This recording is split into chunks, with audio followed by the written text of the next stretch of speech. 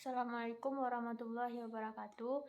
Perkenalkan, nama saya Sandriana Dunandika, NIM 2112111815, kelas 1A, akan mempresentasikan materi tentang contoh penerapan Pancasila sebagai sumber etika dalam kehidupan sehari-hari untuk memenuhi tugas Pancasila Bapak Hidayatul Fajri. Pancasila sebagai sumber etika adalah cabang filsafat yang dijabarkan dari sila-sila Pancasila untuk mengatur perilaku kehidupan bermasyarakat, berbangsa, dan bernegara di Indonesia. Pentingnya Pancasila sebagai sumber etika adalah untuk menjadi rambu normatif dalam mengatur perilaku kehidupan bermasyarakat, berbangsa, dan bernegara di Indonesia. Etika sendiri merupakan nilai moral dan norma yang dijadikan sebagai pedoman atau asas baik bagi suatu individu maupun kelompok dalam mengatur tindakan atau perilaku dalam kehidupan sehari-hari. Etika tentunya harus dimiliki oleh setiap individu, karena hal ini sangat penting ketika kita bersosialisasi dan juga menjadi sebuah tali pengikat sehingga terciptanya kondisi kehidupan yang baik dalam masyarakat. Nilai-nilai etika juga terkandung dalam Pancasila, sehingganya bisa dikatakan bahwa Pancasila merupakan sebagai sumber etika. Pancasila sebagai sumber etika artinya berdasarkan penilaian baik dan buruk pada nilai-nilai Pancasila, diantaranya yaitu nilai ketuhanan, kemanusiaan, persatuan, kerakyatan, dan juga keadilan. Etika banyak sekali jenisnya, baik itu etika dalam pekerjaan, dalam bersosialisasi, dalam mengajar dan belajar. Bahkan etika juga dibutuhkan masyarakat untuk menjaga persatuan bangsa dan negara Indonesia. Masyarakat Indonesia itu diharuskan untuk mampu beretika dan juga menjaga etika sebaik mungkin di lingkungan sekitarnya. Itu bisa dimulai dari lingkungan keluarga, kemudian tetangga, sehingga mampu menerapkannya ke tingkat yang lebih tinggi.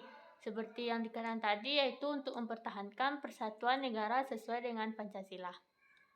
Jadikan etika sebagai sesuatu yang urgensi, sehingga secara tidak langsung hati dan juga jiwa kita akan melestarikan dan berusaha beretika sesuai nilai etika dalam Pancasila. Penerapan Pancasila yang pertama itu nilai ketuhanan pada sila pertama, ketuhanan yang Maha Esa. Nilai ini secara hierarkis. Nilai ini bisa dikatakan sebagai nilai yang tertinggi kedudukannya karena menyangkut pada nilai yang bersifat mutlak. Seluruh nilai kebaikan itu diturunkan dari nilai ketuhanan, di mana suatu perbuatan dikatakan baik apabila tidak bertentangan dengan nilai akidah dan hukum Tuhan. Begitupun juga sebaliknya, jika suatu perbuatan itu dikatakan buruk apabila bertentangan dengan nilai akidah dan hukum Tuhan.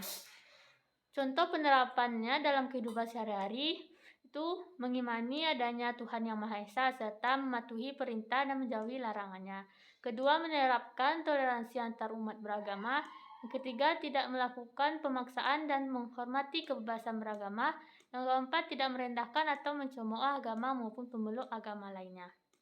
Yang kedua itu nilai kemanusiaan pada sila kedua Pancasila. Ada 2 poin yang terdapat di nilai ini, yaitu manusia yang menjunjung keadilan dan juga keadaban. Keadilan di mana setiap manusia itu harus memenuhi syarat keseimbangan, baik itu lahir dan batin, serta jasmani dan rohani. Kemudian keadaban itu menggambarkan bahwa manusia memiliki keunggulan dibandingkan makhluk ciptaan Tuhan yang lain. Contohnya seperti tumbuhan, hewan, dan benda mati lain. Karena manusia ini dianugerahi untuk memiliki akal untuk berpikir dan bertindak. Sehingganya manusia itu bisa membedakan mana yang baik dan mana yang buruk.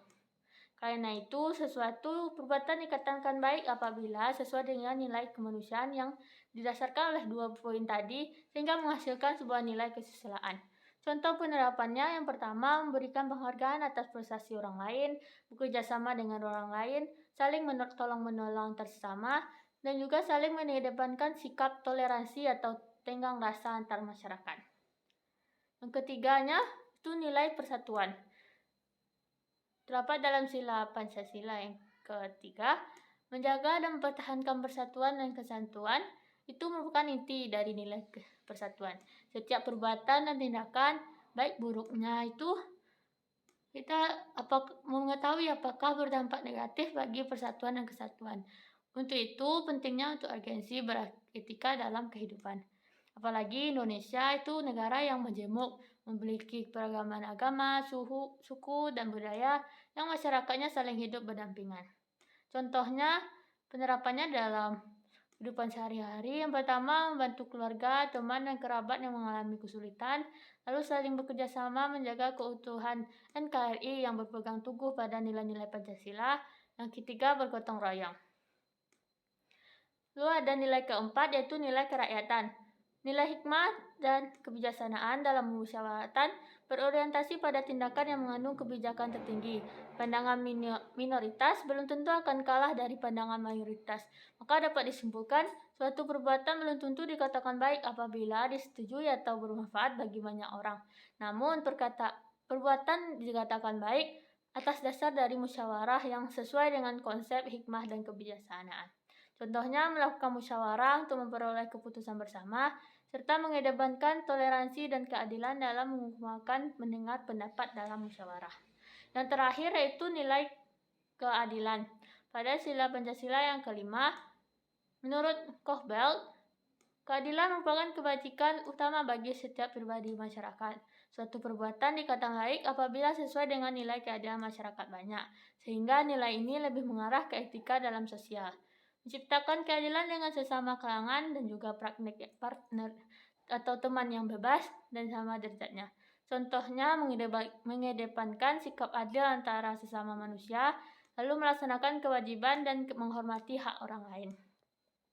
Terakhir, Pancasila sebagai sumber etika itu dapat menjadi sumber etika yang sangat kuat dengan nilai-nilai yang tidak hanya bersifat mendasar, melainkan juga bersifat realistis dan juga aplikatif. Nilai-nilai yang tergantung dalam Pancasila merupakan nilai-nilai yang ideal, yang sesuai dengan cita-cita dan juga tujuan bangsa Indonesia yang harus diwujudkan. Baiklah, sekian presentasi dari saya. Mohon maaf apabila ada kesalahan. Terima kasih atas perhatian.